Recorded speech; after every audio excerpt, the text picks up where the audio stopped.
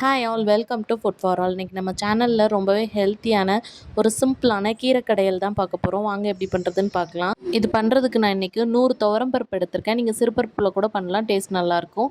அதை வாஷ் பண்ணிவிட்டு நல்லா குக்கரில் மாற்றிட்டு அது கூடவே ஒரு 10 பல் பூண்டு, ஒரு கைப்பிடி சின்ன வெங்காயம், ஒரு 2 பழுத்த தக்காளியை அது கூட வெட்டி சேர்த்துக்கலாம்.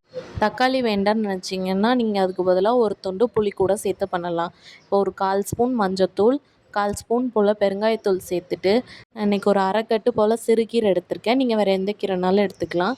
அதை நல்லா கழுவிட்டு கொஞ்சம் பொடிசாக கட் பண்ணிவிட்டு நம்ம பருப்பு கூட சேர்த்துக்கலாம். ஒரு முறை எல்லாத்தையும் நல்லா மிக்ஸ் பண்ணிவிட்டு குக்கரை மூடி போட்டு ஒரு 5 to 6 விசில் போல் விட்டு எடுத்துக்கலாம். அப்போ தான் கீரை நல்லா குழஞ்சி வெந்து வரும். கீரை வேக வைக்கும்போது எப்போதுமே உப்பு போடக்கூடாது. நம்ம கடையும் போது உப்பு போட்டு கடைஞ்சிக்கலாம். குழந்தைங்களுக்கு இந்த மாதிரி பருப்பு போட்டு கீரை வேக வச்சு அதில் நெய் போட்டு பசைஞ்சு கொடுத்தீங்கன்னா கண்டிப்பாக விரும்பி சாப்பிடுவாங்க.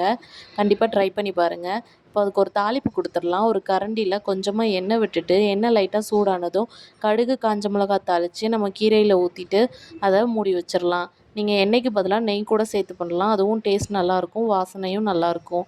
கண்டிப்பாக செஞ்சு பார்த்துட்டு எப்படி இருக்குன்னு கமெண்ட்ஸில் சொல்லுங்கள். நம்ம சேனலை மறக்காமல் சப்ஸ்கிரைப் பண்ணிக்கோங்க. பாய்.